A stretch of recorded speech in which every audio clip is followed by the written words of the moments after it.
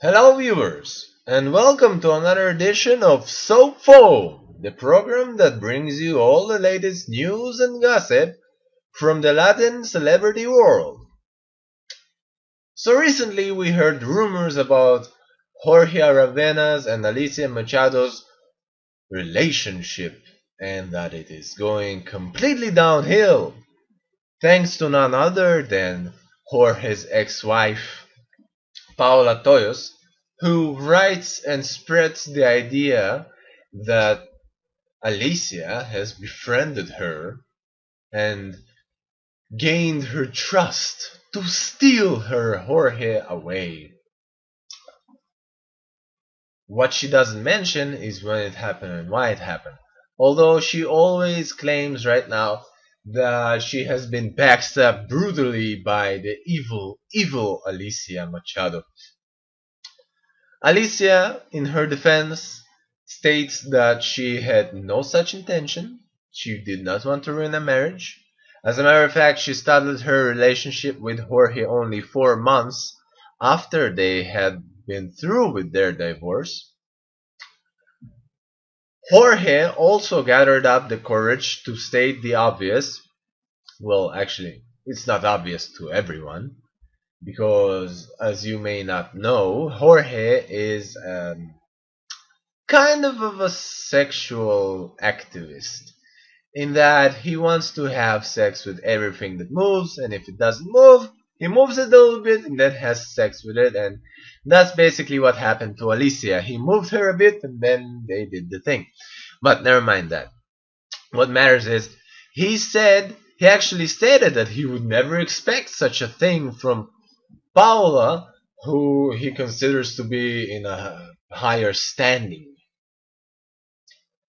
In other news, Sandra Echevarria confirmed her affair with Leonardo Elosani, the musician from the band Phobia, which is splitting up on their 25th anniversary.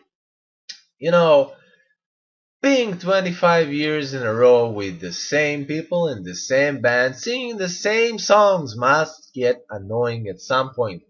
So now at least, Leonardo has a very attractive lady to compensate this for him. You can see the couple right here. Although, if we think about it, Sandra's ex-boyfriend, Demian Bichir, was just nominated for an Oscar.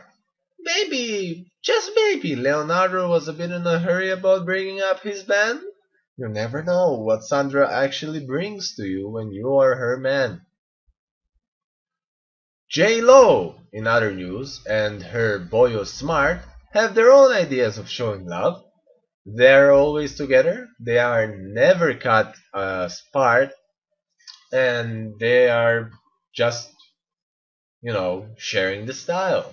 J-Lo seems to have a nice effect on the clothing choices of Smart since he transferred from being kind of a hip hop guy to being kind of a man. You know what I'm saying? Then we have photoshopping disasters and other miracles of Photoshop, by the way. And just people who take way too many photographs of themselves. Let's see. Let's start with Coca Sosa, who has posted a whole bunch of pictures with his completely macho muscles, and you can just see every vein on his body, but otherwise he's a completely untalented and kind of crappy actor, some people say. It's not my personal opinion, I have never seen him act.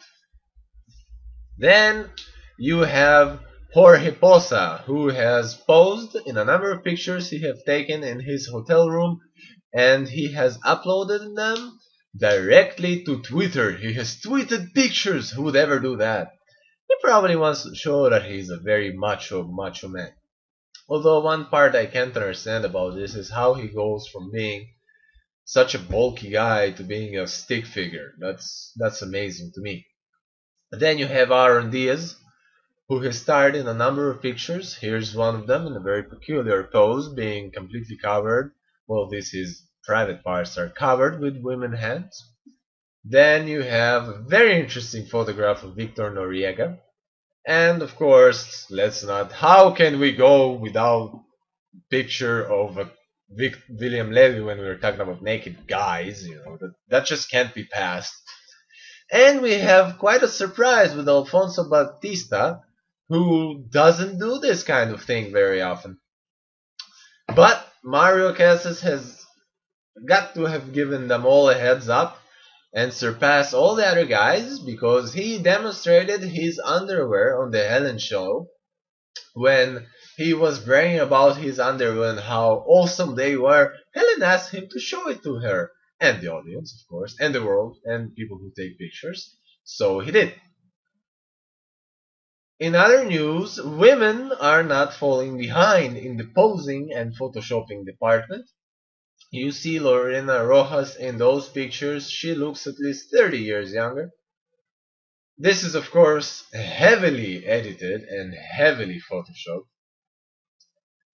She seems to be very much enhanced, shall we say. She did those pictures for a men's magazine. Then you have Conde Bila, who is right there on par with Lorena. And again, if you look at those next pictures, you will see some similarities.